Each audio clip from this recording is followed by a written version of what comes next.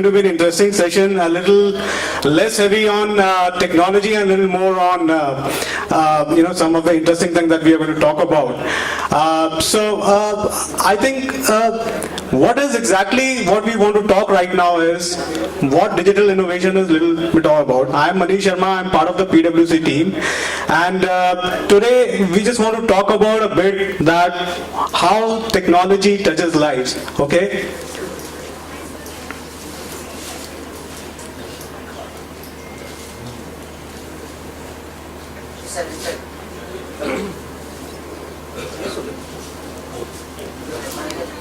It's not playing.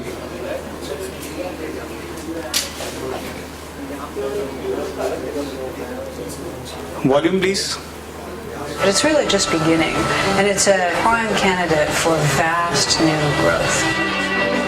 Like any great transformation, the costs are enormous, but the benefits are enormous too. More value is out there for society than for industry. But the real costs, in terms of jobs, in terms of identity, are still to come. So the question we will have to address is how do we help the transformation for those that do not benefit and actually could be subject to changes that are going to be more painful and difficult for them. Every role is going to change. Some repairing a windmill, some managing a retail store, and some getting ready for a customer meeting. All those roles are going to change because of how information technology is creating that change. More and more of our work is being automated. Are we prepared as a society to give our children the skills that they will need to succeed, to thrive? The evolution of digital media and the ubiquitous access of knowledge is creating a bifurcation between those that have the right skills versus those that have insufficient skills. They are at much greater risk of job replacement or automation.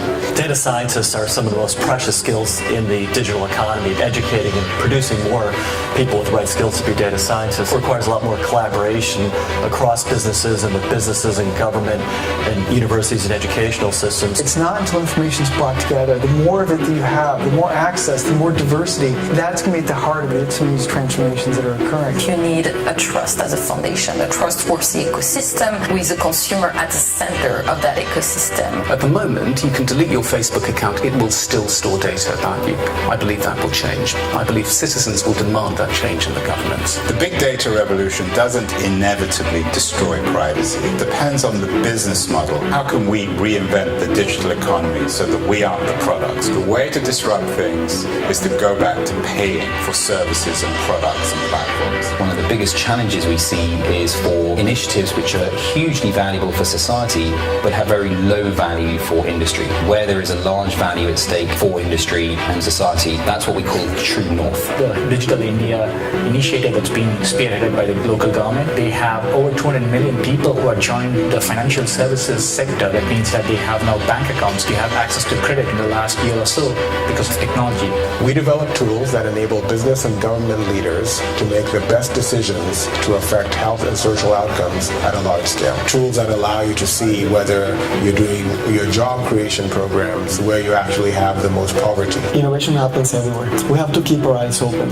Where's innovation and what the citizen is actually expecting from us? Better, faster, cheaper services, more efficient, seamless. Any disruption that's happening in all the sectors will happen in government, and it's happening in government.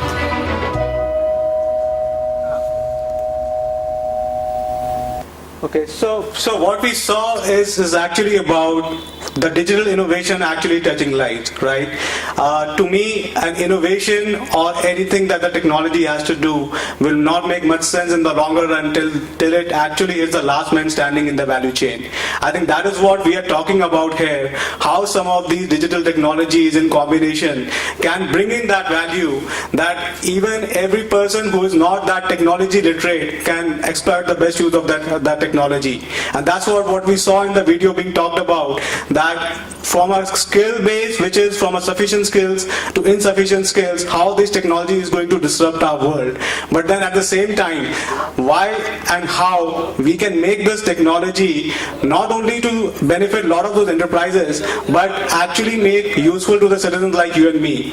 And In the crux of this technology, if you see, blockchain is actually playing a very, very typical role. And we are going to talk about a bit that in a very simple terms, right? Blockchain, everybody's been talking about for a very long time. But what does it mean to a person like you and me? That is what the kind of the elephant we want to address in the room. But before I get into that, what exactly is blockchain, right? So when you look at blockchain, this is our friends from Gartner defined blockchain. Looks a very, very complicated kind of a definition, because each word what is being mentioned over here has a very, very deep meaning on which a thesis can be written altogether, right? So this is what it is. But if I were to simplify this word for you, it is actually put on 3 principles on which blockchain is based about. Any kind of the use case what the blockchain we are talking about is start with the consensus, which is exactly the number of players or the number of entities which are actually interacting in the value chain. They trust in each other and they have a consensus to make something acceptable to each of them. Second thing which is important is something which is immutable. Immutability is all about if something has been written which cannot be rewritten, right? So it is about that once you have written the data on the blockchain network, it cannot be rewritten again. It can only be appended. Something can be added to the previous block, but it cannot be, the previous block cannot be modified if I were to say. Third thing, if you see, is about decentralization. Any blockchain concept, which we also talk about, the distributed ledger technology, is actually based upon the distributed storage, distributed network, which is actually to ensure that there is no central party which is the custodian of the data, and the same set of data is accessible between all the parties which have the consensus as part of that blockchain network. Now, the most important aspect on which this entire value that blockchain brings is based on trust. I think that is the most important aspect, that all the principles, tenets that we are talking about is the systems which are going to deliver or the rules which are going to deliver, but actually it's the trust part which all the entities which are part of the blockchain that bring with each other to ensure that the transactions or anything happens on the network is trusted that way. Now let me give you an example which I'm sure everybody will be able to connect. Late 2016, there was a chemical attack on Syria. It was talked about for a very long time, and it was a very, very serious attack which forced the Syrian people or the citizens of Syria to flee to Jordan, right? That actually created a lot of problems in terms of how these refugees can be taken care of without any kind of a challenge. But then we are talking about the World Food Program, which actually caters to some $1.6 billion globally in terms of the food aid they provide. But if you see, that also brings a lot of challenges in terms of the transparency part, right? If look at these aids, if these aids are non-digital and if being transferred to people, it may get into wrong hands. Especially if we are talking to a region where they are actually a lot of challenges inflicted by terrorism, coups, and all such things. Until and unless there is a solution to that, the cash or the money can go in the wrong hands. So how can we help such citizens which are refugees, and at the same time, how can we ensure that the money or the cash which is being tendered doesn't get into wrong hands? Tell you what, blockchain has an answer for that. Now, what in this particular scenario was done is to create the retina, the biometric retina scan, which is actually something is as good as your thumbprint, which is very unique to you, and how that biometric retina scan put into a proof of authority, which is a consensus-based algorithm, and then the particular shopping, everything, whatever can be done digitally. The picture that you are showing, which you are seeing at the bottom, is actually the real picture where just or the blink of the eye, the transaction actually goes through. And number one, the transaction goes through and it is actually going in the right hand and not in the wrong hand. So this is what blockchain has enabled in this particular scenario, which is the right way, if I were to say, when we talk about the societal impact of a technology. This is the way how it is happening. Let me take another example. When we talk about blockchain And when we look at the enterprises, I'm sure everybody would have heard about Maersk, right? It's the largest shipping and container company of the world. It actually transacts in 20% of the global travel and logistics volumes. Such a big company, it's a 113 years old legacy, one of the oldest organizations and enterprises post-industrial revolution, which is still relevant and surviving. How are they staying relevant today? Is it just the business model? Is it just the way they just ship containers from a country A to country B or a port A to port B? I think answer is not that. The answer is that in addition to innovating their business models, they are also innovating their digital technology models. And that's one of the lessons that they learned during the Petya attack that happened in somewhere in May 2017. The industry pundits were quick to jump to a conclusion that had Maersk had a blockchain-based solution which is based on a distributed security and distributed architecture, they could have actually avoided this attack. To give you an insight, this attack cost Maersk to close down and reset their 4,000 servers, 45,000 laptops, just to name what impact they did on technology.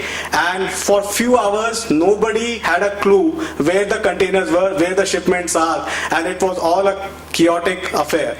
It cost Maersk $300 million in the hard cash in the market, but when we talk about the market capitalization, it fell in billions of dollars, right?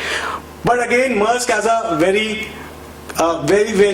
modernized company in terms of the technology aspect. They were very quick to actually push back, and they were already working with Hyperledger platform in terms of introducing a blockchain solution for digital supply chain. They bolstered it further, and then they created that entire blockchain consortium, which involves all the parties that we are seeing over here, and created that hybrid cloud to have the first digital supply chain model which is running on blockchain. Now imagine that challenge which came as a ransomware attack could convert into something which is now generating a lot of not only the terms of the customer satisfaction, but the overall business proposition for the Maersk is changing. And when you're interacting with Maersk now, which is actually now running in the blockchain platform, you even don't know that it is happening. They have made their entire ecosystem so secure that it is the chances of having a similar kind of a attack or similar ransomware attack probably will have a very minuscule impact on Maersk. So these are two very contrasting examples if I were to talk about. One is which is about the societal impact when we are ensuring the Syrian refugees societal impact get their dues, and then there's an enterprise which is gaining this kind of a value from blockchain. I'm sure the question that will arrive in your mind is this looks very simple to the naked eye, right? But what is happening at the background? It's all very simple to understand now. There are some distributed nodes, distributed entities, all talking to each other on a single platform. Nobody has the right, no single entity has the right, and they are all interacting. But let's see what happens at the back end to make this successful, right? So this is what is happening when you are interacting in any kind of a blockchain based network. This is what is running in the behind, right? So you have a transaction which is getting initiated, and then this unprocessed transaction, mind you, the key word here is the unprocessed transaction, which is essentially once the transaction is initiated, it is actually transacted, and all the network entities are known that some of this transaction is actually happening, right? And after that all transaction will be created into a block once there is an entire the network nodes which are actually designed to transact on the blockchain accepts that, which is actually going to be the next thing after the block is proposed, to actually validate that and verify that whatever the block is proposed is part of the network, is part of the rule which is being written, and that is well verified. Finally, once this verification and validation happens, that's exactly what we call the solidification and synchronization, where we say the block is created. So this block which is now created, if I were to talk in technological terms, it is the hash graph which is stored in the graph, is a very unique number. Now this doesn't changes. Now when you transact on the same reference transaction next time, and the same cycle gets repeated, which gets added to this particular block. This is what makes this entire technology immutable. So when you're actually running this, the blocks can get appended, and you will have that the entire scenario when you'll see the blocks are getting appended to each other, and there's no reverse way. It's a unidirectional chain, and one cannot go back. So that way you are making your entire system secure. There are no chances of any kind of a hanky-panky, and some of our friends talked about the bad guys and the security challenges that we've been saying. I think a lot of that is going to get addressed, and as the technology will get more and more mature, this will again get solidified, if I were to say. Now, since we understand now blockchain very, very clearly, and it is very, we have also discussed some different examples of what this technology can bring in immediate value to us. Let us understand something very closer to our home. State of Madhya Pradesh, what they are actually trying to do in bringing their entire land records on blockchain. To give you the understanding, the complexity of the problem is, you have to also see that from the British era to now, all the lands that we are talking about, when we look at this entire value chain of land transfers, a lot of mutations have happened, right? One is the mutations happened because of the transfer of ownership. Other mutation that happened because of the partition, what happened. It all has created a lot of challenges to understand who is the real owner of the property. And that itself is a very, very complex problem to address. Now, what we are trying to do over here is, this is where we are saying that currently the process works, right? It's a very serial based process. It's a step-by-step process. A lot of the steps in this process are automated. A lot of the steps in the process are not yet automated. Some of the records are still managed offline, maybe at a Tehsildar level or maybe at the SDO level, and some of them may be part of the system. So it creates its own kind of a challenge in terms of how do we ensure that the data, the moment of truth that emerges in front of us is true. And that is the first important problem that needs to be addressed when you're talking about that application of blockchain in the land record. What is the veracity of the data that we are talking about there? If the data source has to be tracked from the source, which can be started today, but what about the historical data? That's number one. Some of the examples that you would have definitely heard in the print media or the other media. Amravati, the city of Amravati is going to get on all the land records on blockchain. They are able to do a little easy as compared to others, because that's more like a greenfield city, and chances are there a lot of the land rights which will be allocated will be the first hand. Now, when you create a situation, if I were to see a situation in and around Haryana, and the land has gone through a lot of mutations, it has to be again seen that if there is a potential to convert this serial wise fashion, or the chain that you are seeing right now on the slide, can it be made a parallel kind of an event rather than a sequential event? Number one. Can it be made an immutable event? And rather than the parties giving consents and consensus at each stage, can it be a model where actually the transaction happens real time and every stakeholder get updated on a system, on an automation, right? So this is where the problem statement lies. And now let me get into what is the kind of solution that we are working on that right now, right? So here you can see that all the different parties involved, from the seller, the buyer, witness, Tehsildar, district registrar, sub-registrar, urban local bodies, they actually, when they get into this network of blockchain, they are actually interacting at the same level, right? And it's the moment of truth, what probably the seller sees or the buyer sees or the urban local body sees is the same. So I don't have a different version of truth and you don't have a different version of truth. So that is the most important part that is being addressed. And they all transact to the same kind of infra, same rules, which are based on the smart contracts, the consensus, integration, interoperability, which necessarily means that one is that you have ensured that the data which is tracked at source is true, and in the entire value chain we are not giving anybody an opportunity to actually mutate the data. And this is, once this entire network goes live in unison, what is going to happen is your timelines to register the land or the property that you're buying is going to reduce drastically. That is number one. Number two, the chances of the frauds that are happening due to the property. I'm sure a lot of us here have seen the movie Khosla Ka Ghosla. That's a very good reminder what can happen if someone sells you a fraudulent land. Now, when you get into this kind of a mode, and we are talking about out of the all civil litigations in India, 2/3 belong to any way or other because of the land disputes. So imagine the kind of workload that reduces on the judiciary and the kind of transaction that could have will be sorted at the system level rather than getting into litigation, and so everybody suffers to people actually benefiting out of this entire ecosystem. That is the kind of transformation that this is going to deliver. So this is a journey. If you see in the longer run, we are looking at a technology which is having a societal impact, a technology which is also benefiting the enterprises, a technology which is also ensuring that closer to home, when we talk about the Indian context, we are getting that value being delivered. I'm coming to the very last closure of my presentation.